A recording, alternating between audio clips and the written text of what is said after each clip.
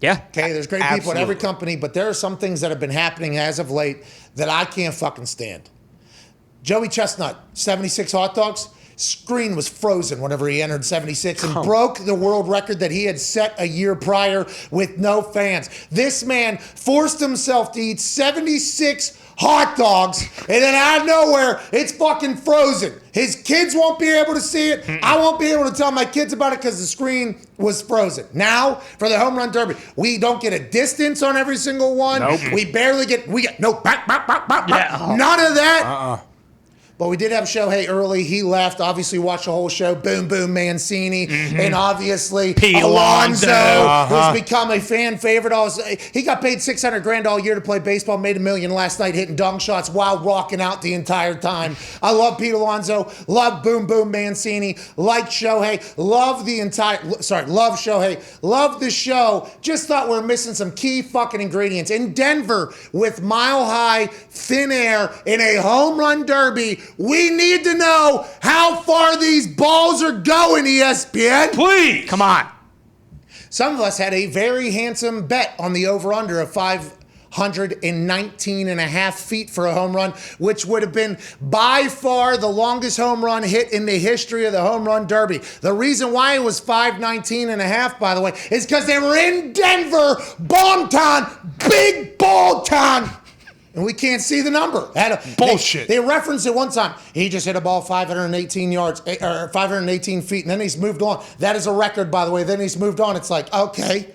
And then they would tell us the average feet on ESPN2 on the Statcast. Like, nobody gives a fuck about the average. Nope. How far are these things going? And then when Shohei lost, by the way, when he lost on his thing, they didn't even have a shot of him. They had, what was Side going angle. on? Ridiculous. What was going on? Was it just kind of an afterthought, a last minute thing? Like what? At Ty Schmidt, at Boston Connor, we all watched along. We all had the same reaction. Oh no! No! What happened? Do you think with that? I loved it. I thank everybody that went out there and swung.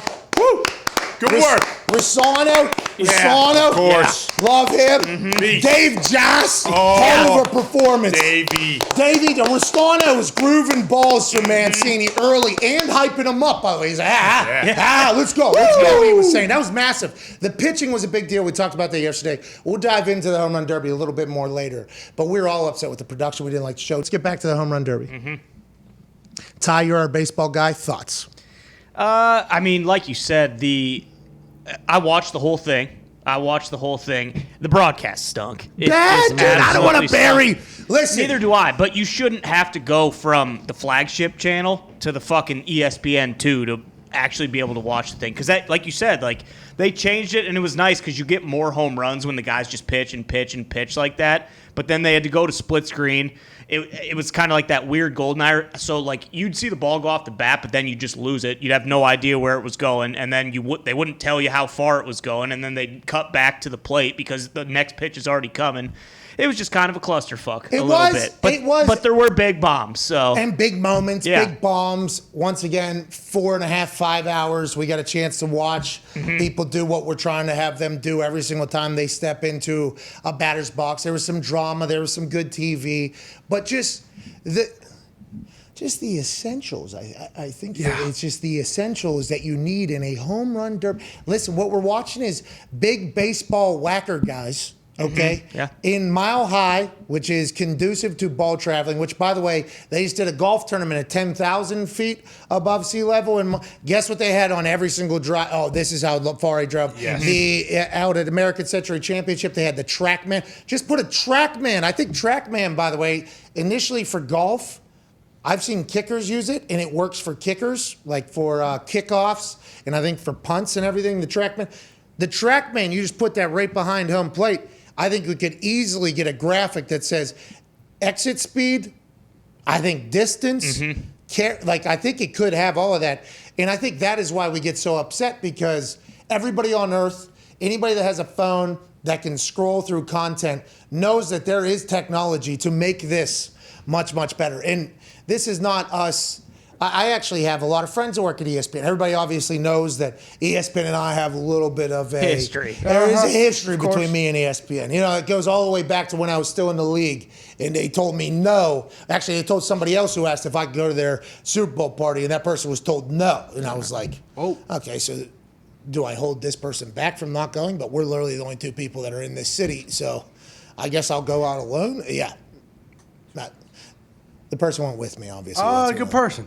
It is a good person. But anyways, here's a long history. They were not interested. Everything with me and ESPN is pretty well, deep. It's deep. It's a deep history. But they've also given me plenty of incredible opportunities to do things. So it's it's a different. So this is not coming from like I am anti-ESPN, which people are. There are people that are anti-ESPN. I'm not anti-ESPN. I'm sure there's more good people that work there than I have met. I get it. Okay, we get it. Their production has been absolute dog shit, though. That hot dog eating contest on 4th of July can't happen. That can't happen, especially when we go live every single day for 4 hours a day. Like, come on. So to act as if you can't get a connection in the middle of something, when you're ESPN, that's in New York, and this is the only show really going, that is kind of bullshit. Okay, but that's going to happen. There's going to be technology glitches. That type of shit's going to happen. Last night, though, with what they decided to do with the camera cuts and the when and not having the information, I just don't know how or who is doing it. And I don't know how we got to this place, but it's like, hey, you're buying the rights for this stuff. We need you to really go out and deliver here, because as sports fans, we fucking love the home run derby. Right? Yeah, and it was like the camera cuts were confusing. Like they had so many things going on that I don't know. They didn't know when to show one angle, when to show the guy just at the plate, and then they relied so much on like the exit velocity from the side. But like it's the home run derby. Like they're throwing it 40 miles an hour. These guys are gonna hit the piss out of it every time. We want to know how long it goes, not how hard it's coming off the bat. That's the most ridiculous part about it. What's that? They had a conversation like, hey, should we tell them how far these balls are going? How about the average distance was up there? Yeah. Who cares about the average distance? Is it going? And how far did it go?